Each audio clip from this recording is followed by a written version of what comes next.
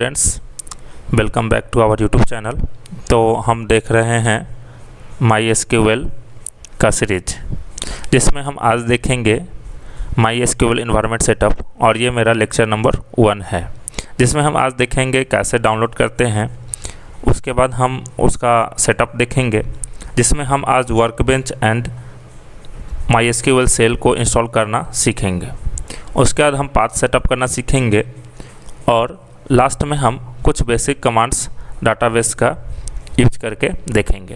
तो SQL, तो SQL का जो फुल फॉर्म होता है वो स्ट्रक्चर्ड क्यूरी लैंग्वेज होता है। Open source relational database management system के लिए ये यूज किया जाता है। आज जो है हम सिर्फ इंस्टॉलेशन सीखेंगे, इसीलिए हम बिना देरी किए हुए शुरू करते हैं। तो सबसे पहले आपको क्या करना पड़ेगा कि कोई भी वेब ब्राउज़र ओपन कर लेना पड़ेगा। तो हम क्या करते हैं, यहाँ पे एक वेब ब्राउज़र ओपन कर लिए हैं, गूगल क्रोम। उसके बाद आपको क्या करना पड़ेगा, पहला स्टेप ये है कि आपको यहाँ पे टाइप करना पड़ेगा MySQL। ठीक है, जैसे ही आप MySQL, ठीक है, MySQL जैसे ही आप टाइप करेंगे तो यहाँ पे सबसे ऊपर में www.mysql.com ये MySQL का ऑफिशियल वेबसाइट है, जहाँ पे हमको डाउनलोड करने के लिए यहाँ पे हमको इन्वायरमेंट मिल जाएगा, यानी कि हमारा इंटरफेस प्रोवाइड कर देगा, जहाँ पे हम कोई भी क्यूरी लिखेंगे। तो इस पर हमको क्लिक करना है। क्लिक करने के बाद अब हम पहले ये जान लेते हैं कि हमको डाउनलोड क्या क्या करना है। तो सबसे पहले हमको डाउनलोड करना है एक वर्कबेंच, जहाँ पे हम क्या कर सकते हैं, कुछ भी SQL क्यूरी लिख सकते हैं। तो SQL क्यूरी लिखने का दो मेथड होता है। पहला होता है कि MySQL एक इंटरफेस प्रोवाइड करता है, जिसको हम वर्कबेंच बोलते हैं। दूसरा जो हमारा हमारा क्या होता है कि एक सेल होता है, जिसको हम बोलते हैं CMD कमांड प्रॉम्प्ट। ठीक है, जिसमें हम सेल पे भी हम कमांड लिख सकते हैं। लेकिन यहाँ पे देखेंगे तो पहला जो है mysql.com, उसके बाद क्या है, डाउनलोड का ऑप्शन है यहाँ पे। तो डाउनलोड पे हम क्लिक कर लेंगे। बहुत ही इजी मेथड है इसको इंस्टॉल करने के लिए। उसका जैसे हम नीचे स्क्रॉल डाउन करेंगे तो यहाँ पे दिख रहा होगा MySQL कम्युनिटी GPL डाउनलोड्स।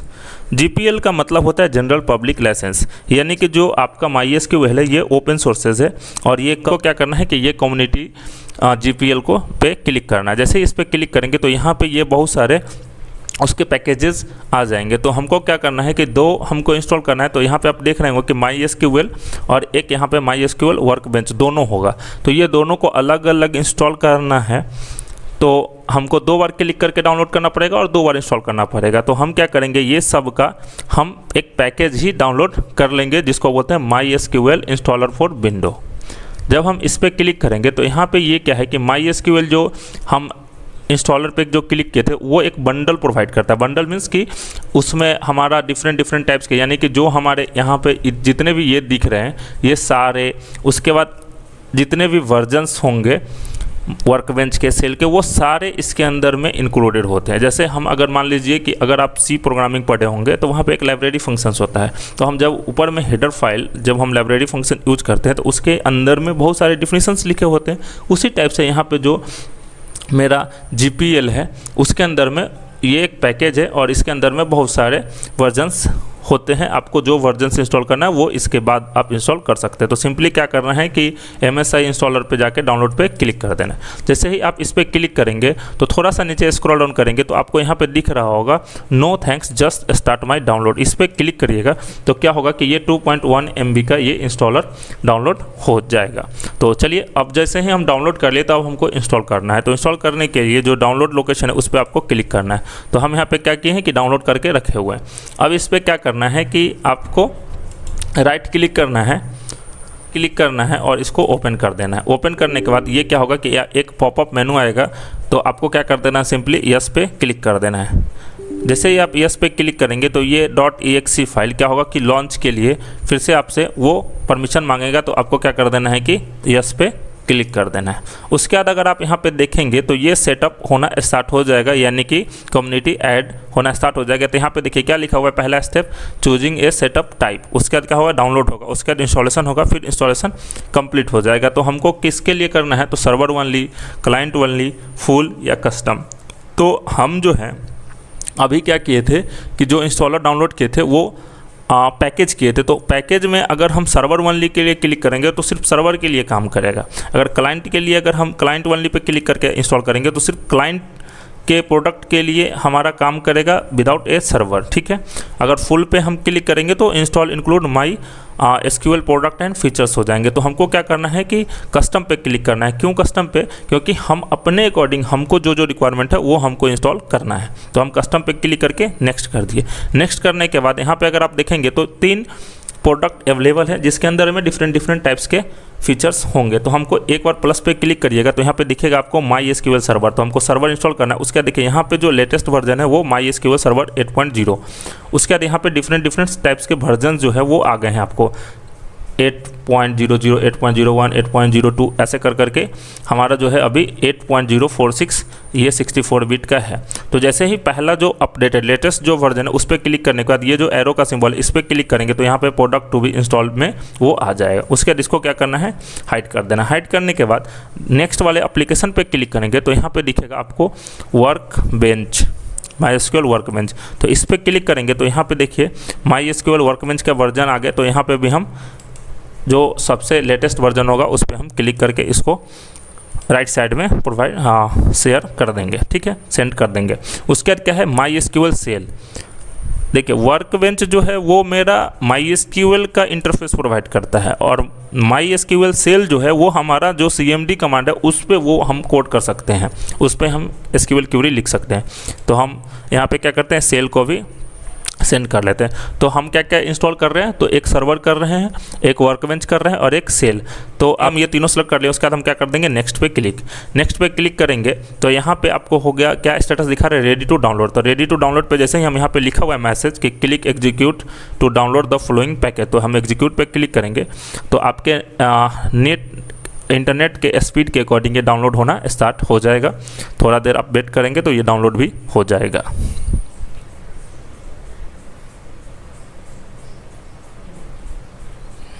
तो अब यहाँ पे देखेंगे कि स्टेटस में क्या हो गया कि डाउनलोडेड यहाँ पे सो रहा है, यानी कि ये मेरा तीनों प्रोडक्ट डाउनलोड हो गया। उसके बाद हम क्या कर देंगे, सिंपली नेक्स्ट पे क्लिक कर देंगे। नेक्स्ट पे क्लिक करने के बाद अभी हम क्या किए थे, देखिए वहाँ पे क्या था 2.1 MB का वो पूरा पैकेज था। तो हम क्या किए, उस तीनों को हम डाउनलोड किया। डाउनलोड करने के बाद अब हम क्या करेंगे, इंस्टॉल करेंगे। तो इंस्टॉल करने के लिए हम क्या कर देंगे, एग्जीक्यूट पे क्लिक। अब यहाँ पे ये इंस्टॉलेशन हो रहा है। तो पहला माई एसक्यूएल सर्वर हमारा जो है स्टेटस उसका इंस्टॉलिंग दिखा रहा है और प्रोग्रेस में हमारा यहाँ पे परसेंटेज चल रहा है। थोड़ा देर वेट करेंगे तो ये तीनों इंस्टॉल हो जाएगा।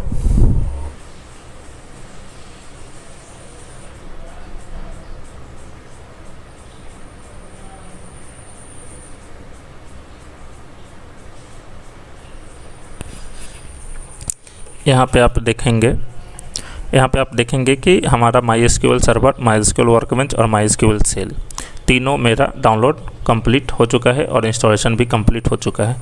वर्कबेंच और माई एसक्यूएल में डिफरेंस नहीं है। जो वर्कबेंच काम करता है वही हमारा जो सेल है माई एसक्यूएल का, वो दोनों सेम ही टाइप का काम करता है। बस एक जो है अपना खुद का इंटरफेस है और दूसरा जो है वो सिस्टम का इंटरफेस प्रोवाइड करता है।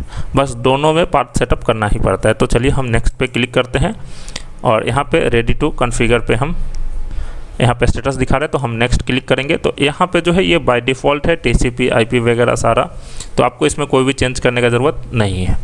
उसके बाद हमको क्या करना है, यहाँ ऑथेंटिकेशन मांग रहा है यानी कि पासवर्ड, तो हम पासवर्ड देंगे। तो हम नेक्स्ट पे क्लिक करते तो यहाँ पे पासवर्ड आ गया। आप भी अपने अकॉर्डिंग पासवर्ड सेट कर सकते हैं जो आपको याद रहे। तो हम यहाँ पे अपना पासवर्ड हम इंटर कर दिए हैं। आप भी अपने अकॉर्डिंग पासवर्ड सेट कर लीजिएगा। तो मेरा जो पासवर्ड का स्ट्रेंथ है वो बिग दिखा रहा है, कोई बात नहीं है, ठीक है। उसके बाद यहाँ पे माई एसक्यूएल 80 ये भी आपको बाय डिफ़ॉल्ट रहने देना है। उसके बाद आपको नेक्स्ट पे क्लिक करना है। यहाँ पे जो है yes grant full access to the user running the window services, यानी कि आपको पूरा एक्सेस मिल रहा है। और जो ये पाथ है, ये पाथ आपका यहीं पे जाके पूरा जो भी फाइल है वो सारा आपका इंस्टॉल हुआ होगा।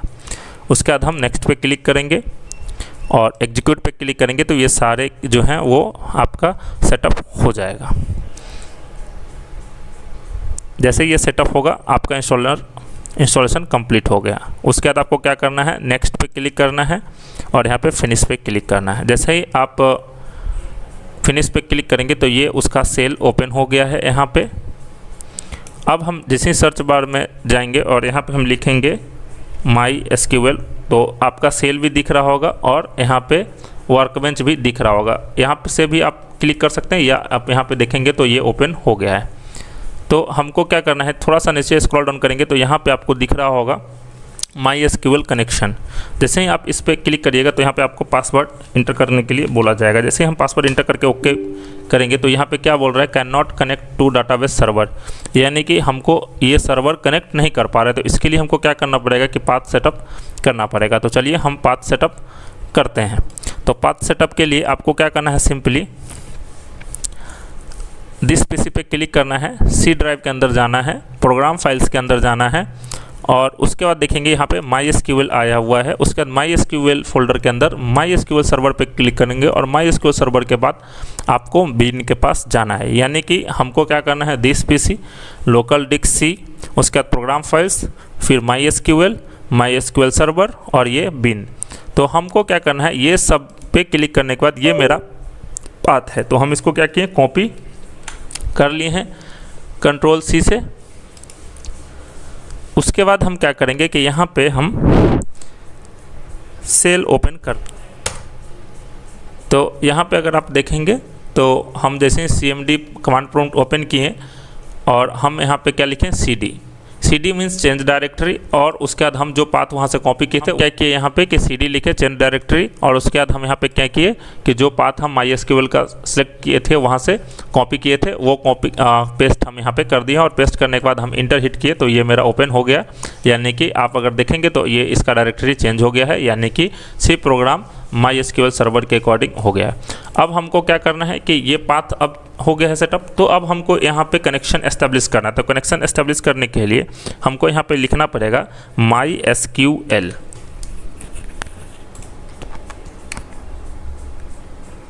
हमको यहाँ पे क्या लिखना पड़ेगा, आपको यहाँ पे दिख रहा होगा, हम क्या किए MySQL लिखे यहाँ पे, इसलिए MySQL लिखे क्योंकि MySQL सर्वर को हम ट्रिगर कर रहे हैं यहाँ पे। उसके बाद हम यू लिखेंगे यूजर, और यूजर में बाय डिफ़ॉल्ट होता है रूट, इसलिए हम यहाँ पे रूट लिख दिए हैं।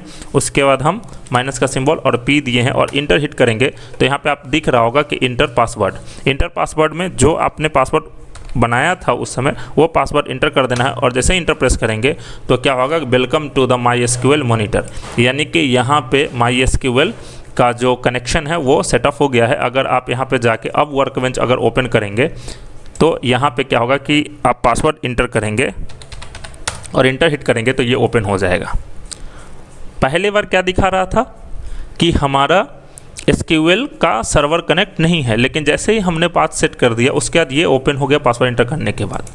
तो ये और मेरा वर्कबेंच दोनों सेम ही तरह से काम करता है। अब हम मान लीजिए ये मेरा सेटअप हो गया तो हमने पाथ भी सेटअप कंप्लीट कर लिया। अब चलिए हम क्या करते हैं, थोड़ा सा बेसिक कमांड्स देख लेते हैं। जैसे अब हमको अगर मान लीजिए कि शो डाटा बेसेज अगर हम करते हैं और सेमीकोलन लगाते हैं, इंटर करते हैं, तो बाय डिफ़ॉल्ट जो डाटाबेस इसके अंदर बना हुआ है वो सारा आपको शो होना स्टार्ट हो जाएगा। अगर हम क्रिएट करना चाहें डाटाबेस तो वो भी क्रिएट कर सकते हैं।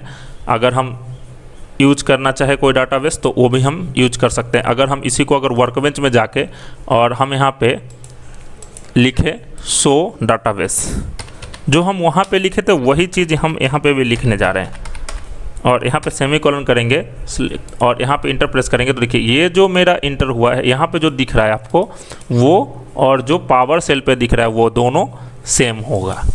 तो हम नेक्स्ट वीडियो में MySQL का हिस्ट्री वगैरह देखेंगे, MySQL कैसे काम करता है, रिलेशनल डाटाबेस मैनेजमेंट सिस्टम कैसे काम करता है। उसके बाद हम एक क्रिएट करेंगे टेबल, उसके बाद एक डाटाबेस बनाएंगे और हम पूरा ये सीरीज अप्रॉक्स 30 से 40 लेक्चर का ये कंप्लीट सीरीज SQL का होगा।